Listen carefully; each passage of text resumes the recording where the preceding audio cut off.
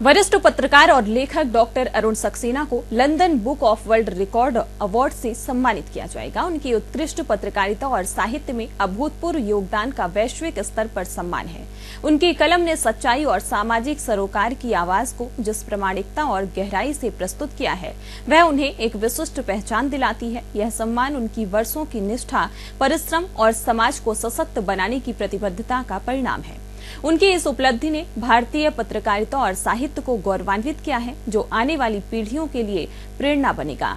Journalist union of Madhya Pradesh jump के प्रांतीय अध्यक्ष के रूप में उन्होंने पत्रकारों के अधिकारों और हितों की रक्षा के लिए निरंतर संघर्ष किया है। इस योगदान को मान्यता देते हुए उन्हें यह प्रतिष्ठित सम्मान 1 मार्च 2025 को देश की राजधानी दिल्ली में प्रदान किया जाएगा। डॉक्टर अरुण सक्सेना वर्षों से निष्पक्ष और निर्भीक पत्रकारिता को बढ़ावा देने में सक्रिय हैं। उनकी अगुवाई में जंप संगठन पत्रकारों की स्वतंत्रता, सुरक्षा और कल्याण के लिए निरंतर कार्य कर रहा है। यह अंतर्राष्ट्रीय सम्मान न केवल उनका बल्कि पूरे मध्य प्रदेश और भारत के पत्रकारिता समुदाय का मान बढ़ाएगा। उनकी इस उपलब्धि से पत्रकारिता जगत में उत्साह का माहौल है और शुभचिंतकों में हर्ष की लहर दौड़ गई है।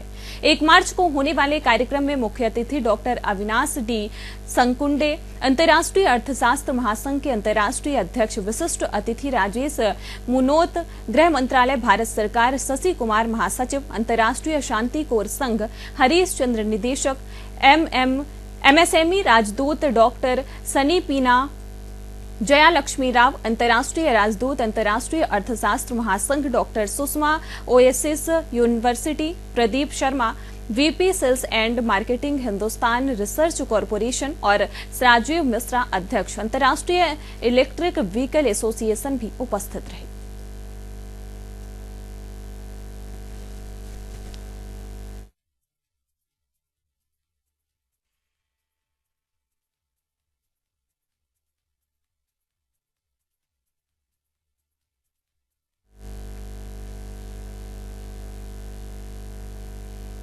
मैं अकेला ही चला था जाने बेमंजिल, मगर लोग साथ आते गए और कारवां बनता गया। ये लाइन मैं यहाँ पर इसलिए कह रही हूँ क्योंकि ये लाइन उस शख्स पर बिल्कुल फिट बैठती है जो इस वक्त हमारे साथ मौजूद है। ये कोई आम नहीं, ये बहुत खास है और खास इसलिए भी है क्योंकि ये हमारे साधना न्यूज़ के चैनल हेड है। और बड़ी बात ये है कि इन्हें दिल्ली में सम्मानित किया जाएगा London book of world record से, और नाम है डॉक्टर अरुण सक्सेना जी। अरुण जी, कैसा लग रहा है? स्वागत है आपका आपके ही चैनल में। जी बहुत बहुत धन्यवाद नेहा जी।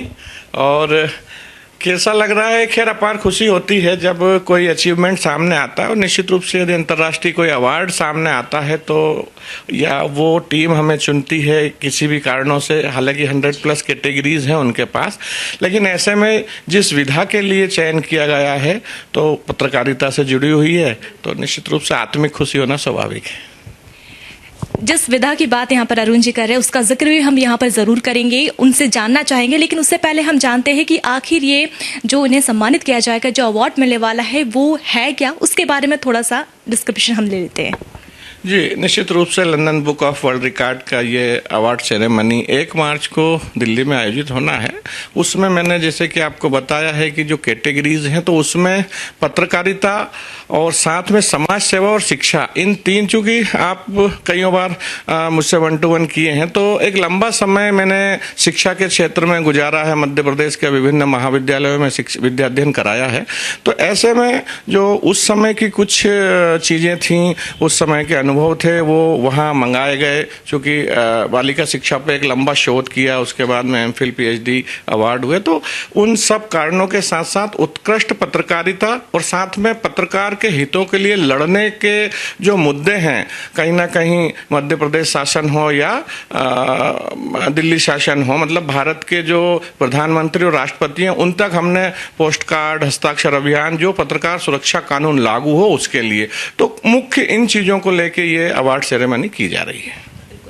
अरुण जी, आपने बात की पत्रकारों की हक की बात, दूसरी चीज आपने बात की बालिका शिक्षा की, एजुकेशन की बात की, शिक्षा की बात की, और आपने ये भी बात की यहाँ पर जर्नलिज्म को। देखिए, आज के समय में बहुत सारे पत्रकार हम देख रहे हैं, युवाओं को भी हम देख रहे हैं, लेकिन वो कहीं ना कहीं पत्रकारिता को गलत दिशा की ओर लेके जा रहे हैं। शिक्षा की बात आपने यहाँ पर की, बालिका शिक्षा जो कि एक बहुत महत्वपूर्ण बात है पूरे समाज में, और कुछ ही समय पहले आपको मानक उपाधि भी मिली है। तो इस दिशा की ओर आपने जो काम किया है, समाज को क्या मैसेज, उन पत्रकारों को, उन लेखकों को, और जो युवा हमारे साथ आ रहे, जुड़ रहे, उनको आप क्या मैसेज देना चाहेंगे कि कैसे वो अगर इस दिशा में आगे बढ़ना चाहते हैं तो एक सफल लेखक, एक अच्छे पत्रकार कैसे वो बन सकते हैं या फिर सामने आ सकते हैं? देखिए, निश्चित रूप से तीनों विषयों का यदि बात करें तो आपने जो पहली बात कही कि बालिका शिक्षा, कई बार यदि हम साधना परिवार की बात करें तो यहाँ भी आपने देखा होगा कि ये एक परिवार है, यहाँ सीखने की पाठशाला हम लोग कहते हैं।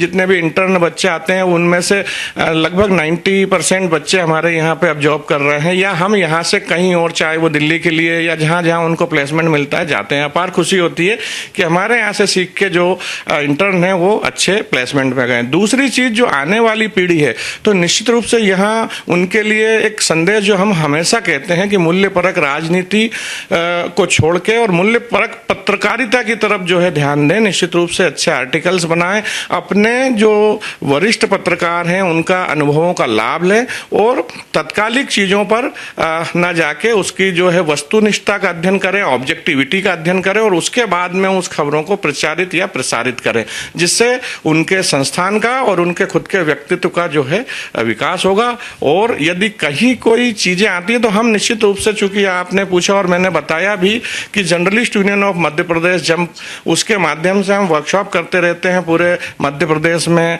हमारे जिला अध्यक्ष, संभागीय अध्यक्ष और ब्लॉक स्तर तक हम लोग काम कर रहे हैं। मैं खुद भी संगठन के कार्यों में रुचि लेके पत्रकारों की कार्यशाला में जाता हूं, सभी वरिष्ठ पत्रकारों को आमंत्रित करके उनके व्याख्यान हम लोग कराते हैं। तो ऐसे में साथियों, यदि कहीं पे वो बुलाते हैं तो जो सीखना चाहते हैं तो निश्चित रूप से कोई भी कार्यशाला आयोजित की जाएगी जिसमें वो आए और सीखें। पत्रकारों के हितों की बात आपने की, और आप लंबे समय से पत्रकारों के हित में काम करते आ रहे हैं, और संगठन में भी आप जुड़े हुए लंबा समय आपने दिया है। आजकल हम देख रहे हैं कि लोग इससे इतर हो गए हैं, बिल्कुल ध्यान नहीं देते हैं, बस हमने पत्रकारिता कर ली है। जो आपका एक्सपीरियंस रहा है इसको लेकर, और क्या कुछ आपने सीखा, क्योंकि एक लंबा अनुभव आपका पत्रकारिता के साथ साथ आपने राजनीति को भी बहुत अच्छे से देखा है, उसके बाद आपने रिसर्च भी बहुत सारे किए हैं, और अब दिल्ली में ये अवार्ड आपको मिल रहा है। क्या कहना चाहेंगे हमारे दर्शकों को? देखिए, निश्चित रूप से बड़ा अच्छा सवाल है, और एक अच्छी पत्रकारिता की शुरुआत करने के लिए मैंने बताया ना कि वस्तुनिष्ठता बहुत जरूरी होता है। कहीं ना कहीं ऑब्जेक्टिविटी हम लेके आए, और साथ ही साथ निदर्शन पद्धति, सैंपलिंग का भी हमें यहाँ पे प्रयोग करना चाहिए। तो जो एक लंबा समय हो गया है और जो लोग इतर हो रहे हैं उनके लिए खास बात यही है कि 4 दिन की चांदनी होती है, लेकिन उसके बाद फिर एक लंबा समय आता है जिसमें अंधेरी रात का कहावत है, ये हम नहीं कह रहे।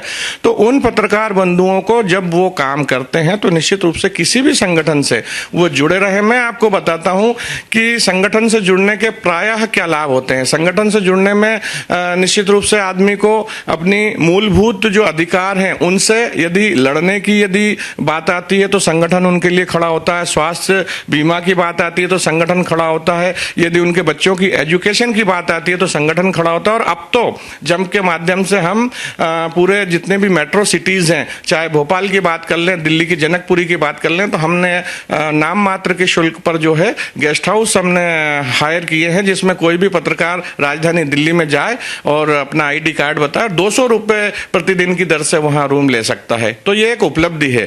यदि हम बात कर लें मध्य प्रदेश जनसंपर्क विभाग की, तो पत्रकारों के लिए जो अधिमान्यताएं हैं, जो श्रद्धा निधि के प्रकरण हैं, या विभिन्न जो प्रताड़नाओं के शिकार हुए पत्रकार जिन पर जो है पुलिस की प्रताड़ना के कारण मामले दर्ज हुए, चाहे वो सद्भावना पूर्वक, सद्भावना तो हो ही नहीं सकती, दुर्भावना पूर्वक ही होंगे, तो उन सब के लिए हम लड़ते हैं, उसके लिए उसकी जांच करवाते हैं। और यदि पत्रकार दोषी नहीं है तो निश्चित रूप से उसमें खात्मा रिपोर्ट पुलिस के सहयोग से लगवाने की चेष्टा करते हैं। अरुण जी, आपका अनुभव जानना चाहेंगे। एक छोटे से शहर से निकलकर भोपाल तक आना, उसके बाद लंबे समय तक पत्रकारिता से जुड़े रहना, हर एक पहलू को बारीकी से समझना, चाहे वो सोशल फील्ड की बात अगर हम कर लें, सोशल सर्विसेज हो या फिर राजनीतिक हो, कोई भी मामला हो, आपने उसको बहुत अच्छे से पकड़ा है, उसके नब्ज तक। क्योंकि कहते भी है कि लेखक और पत्रकार की कलम भी बहुत कुछ होती है और उस कलम से ही वो कश्मीर से कन्याकुमारी तक अपनी बात कह जाते हैं। तो आपका अनुभव, क्योंकि अब जिस अवार्ड से आपको यहाँ पर सम्मानित किया जाता है, London book of world record से सम्मानित किया जाएगा, कैसा लग रहा है ये अनुभव आपका, मैं जानना चाहूँगी आपके ही शब्दों में। और हमारे दर्शक जो इस वक्त हमें देख रहे हैं, उन्हें भी आप क्या कहना चाहेंगे? नेहा, निश्चित रूप से आपने ज़्यादा बड़ा बोल दिया कि एक छोटा सा शहर नहीं, कस्बा है ब्यावरा, राजधानी से 120 किलोमीटर दूर। और निश्चित रूप से जब मैं अच्छा, सबसे बड़ी और अच्छी बात ये रही कि मैंने कभी संस्थान नहीं बदला। पहले दिन से जब मैं वहाँ एक छोटा सा रिपोर्टर हुआ करता था, तब भी साधना में था, खूब बाइक से अपनी गाड़ियों से जो है पूरे जिले में काम किया, घूम के खबरें बनाई।